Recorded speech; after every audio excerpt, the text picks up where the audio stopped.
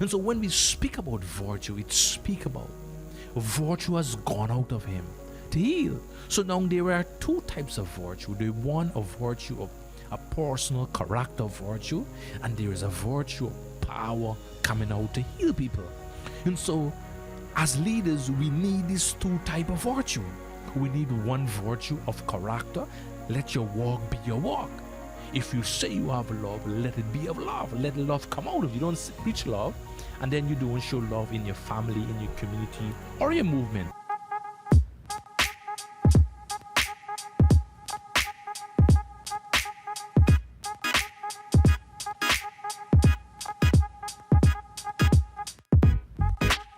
We are back again live, and this is your host Lee Anton Mohammed. This is Vertical Stream, and today we'll be talking about walking the walk. And what do you mean by walking the walk? And so this message or this topic can be for Christian leaders or aspiring leaders. And what do we mean by when we talk about leaders? What do we mean? So when we talk about leaders, we are talking about people that who instigate change. We are talking about leaders that who can make an impact on people thinking, people feelings, and people action.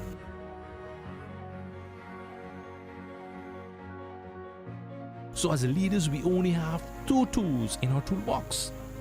And what are those tools? And so one of the tools are what do we speak, or how do we say to people, or how do we speak to people.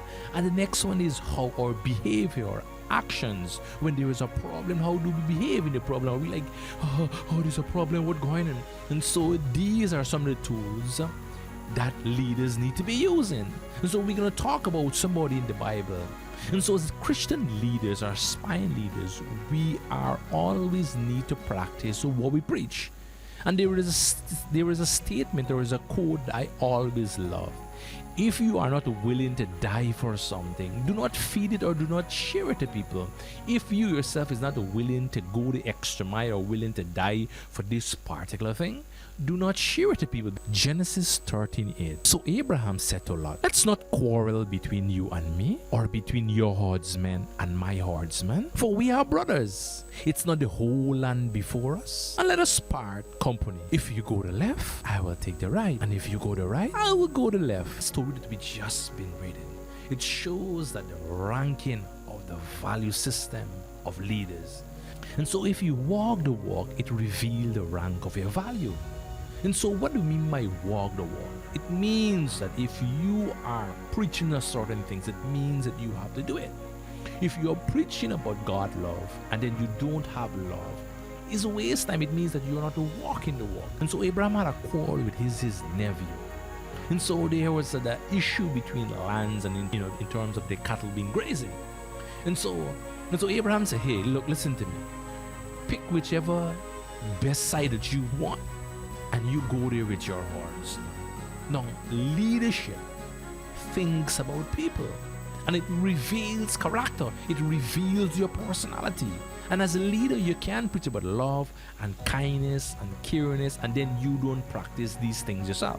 And so Abraham is practicing what he's preaching. So Lot began to choose one of the nice and green pasture, and Abraham was left with the land that was already grazed out and all the cows. And so leaders' character operate in these settings, and so his worth and his ranking reveal. And so a lot of ranking and his ranking and his value system and his fortune be released, so that Abraham showed very great strength of virtue in terms of he didn't show a type of greediness and materialism in terms of fighting for piece of 1 by 2 piece of land.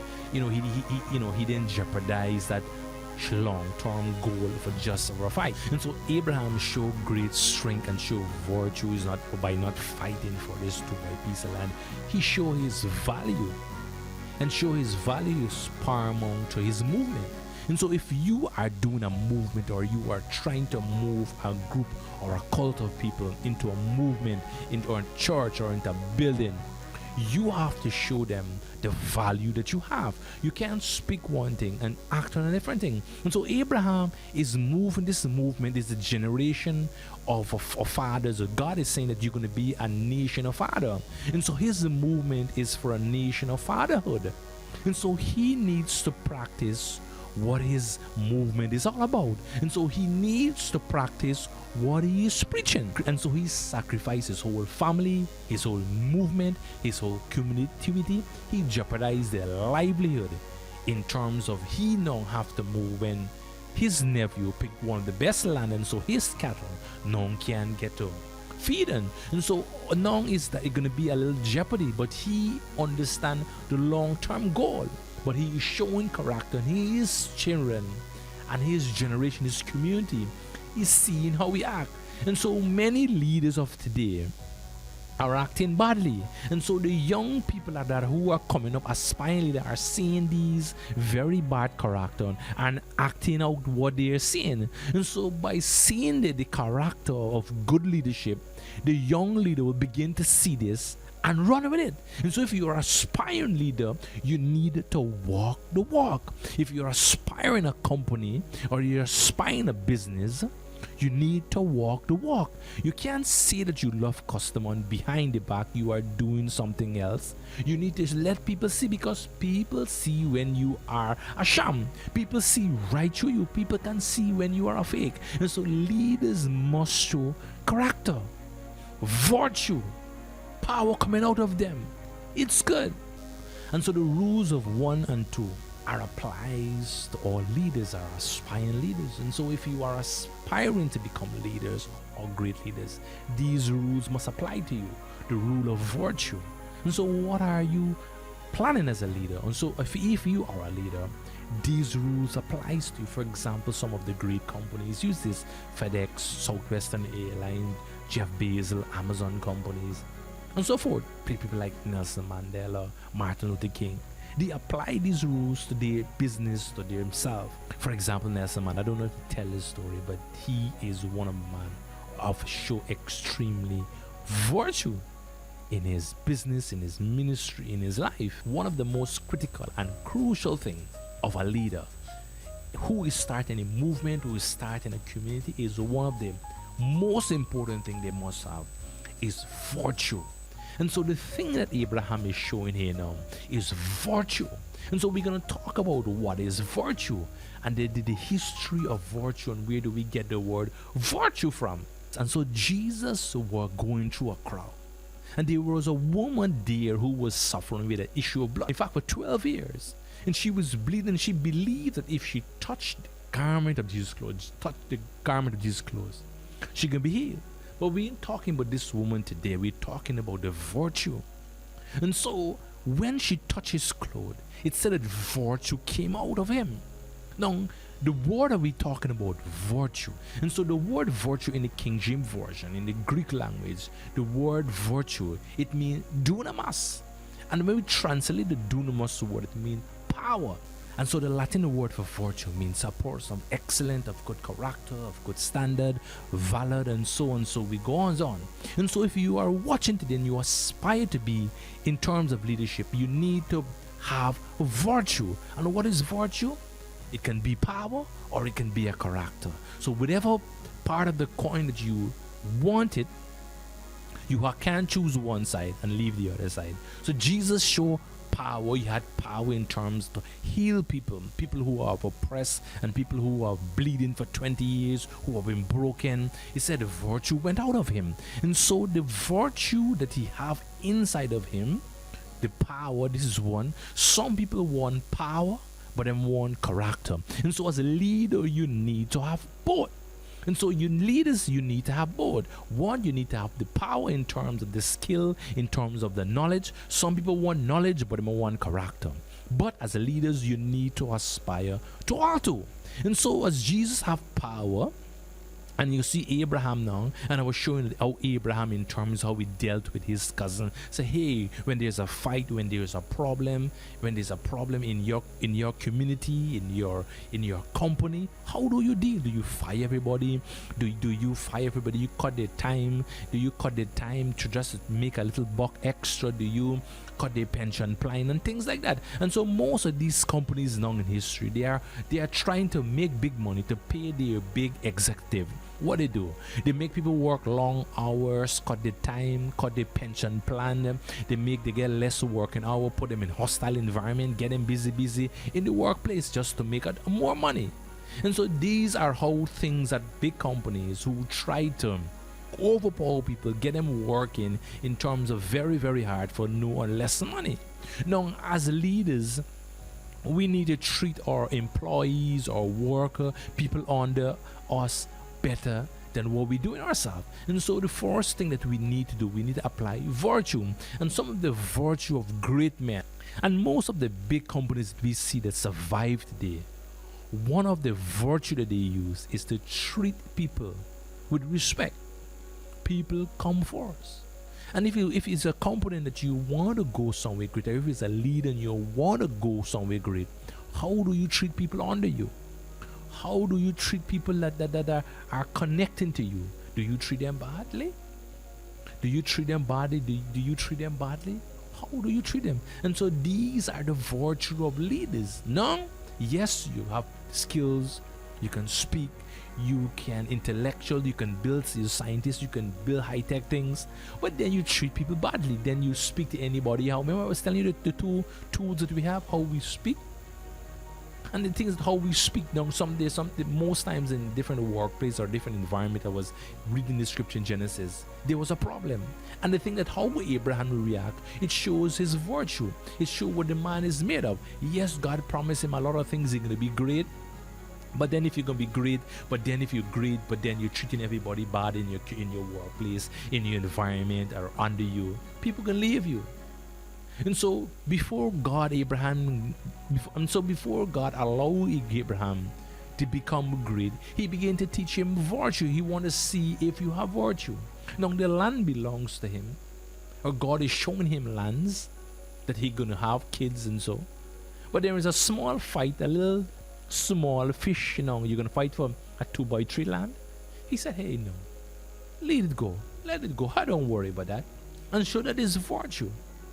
But in the long run, God blessed him and prospered him. So as leaders, if you fight for small things, fight for finance, you're greedy, fight a piece of land, or you fight a position, do not fight for power. Power comes only from God. And so we read the word dunamis, it comes only from God. Right? Even power, even promotion not come from the east, it not comes from the west, but it comes from God. And so if you're fighting and you're throwing off and you're speaking bad of everybody in your workplace just to promote you in the short term process, you make a lot of bad friends, you make a lot of bad companies. And so that is what the God do not want that for leaders. And so leaders, in spite people treat you badly, in spite of do you some very bad things, you need to show virtue. Now, some of the great men, like for example Martin Luther King, now he really walked the walk. Martin Luther preached about non-violence. Now people, in many instances, they bomb down his home, they try to cuff him, they try to speak all the manner evil about it, evil things about the man. But the man show his character. Hey, you plan this thing for evil, but God plans this for good. But so whatever the try and plan, the man's motto was non-violence, and he showed characters. One of the things that really changed America, powerful America, is that the big powerful white people is trying to beat up some poor African people who's trying to do non-violent. It caught America hard. America had to really go on, most white American had to go and reflect in their heart. In terms of you have some poor, you have power, you are the number one power of the world, but you're beating up, you putting dogs on people who do not have no power, that are not fighting back. It makes they go into their heart and check themselves. Are we really human beings? And so sometimes, when you speak certain things, you need to act on certain things. And so one of the main character of this virtue, and if you are leading people, is to have this virtue. And the virtue must be above goal and vision. One of the good things about Abram, that he put virtue before vision and goal. So people in company, they put the vision first and the goal second, and then put the virtue behind. So Abraham put virtue on top. And so as leaders, we need to put virtue on top before our goals, before our vision. And so these things can rehabilitate our community, our business, or our culture, or people behind us. People see these things and they say, hey, these guys are putting virtue before the company. And people look at it and say, hey, you know what? I need to pull up myself. I need to do better because he's putting my interest before the company or before finances. And so these things cost a lot of money in terms when you do these things. You lost finance, you lost money because you're not putting money first. And so when you put money first, yes, in the long run, you gain a lot of money, but then you lose a lot of friends, you lose your company, you lose your worker, right? But you win in the short term, but long term goal, when you put people first and you do things in a aspiring way, people begin to see it. And people begin to follow the ministry or follow you or follow your character or follow what you are doing. And so if you are aspiring to become leader, first thing, aspire for one above all, virtue. You invest in might say, hey, you're losing a lot of money in these areas. And so like Abraham herdsman might say, hey, are you crazy, Abram? Are you stupid? Are you going to take the one of worst land? And so people, his herdsman might criticize him and say, hey, what you are doing?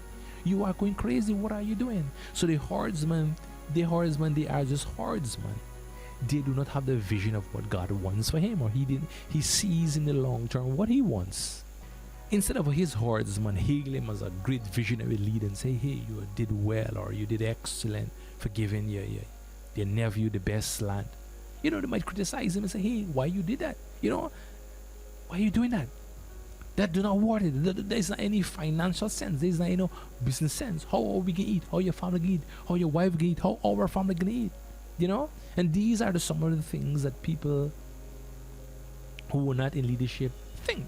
And so leaders need to put people before other people. They think before other people. Don't say that the thing, Abraham stuck with his move. Was, hey, Lord, you take the best land.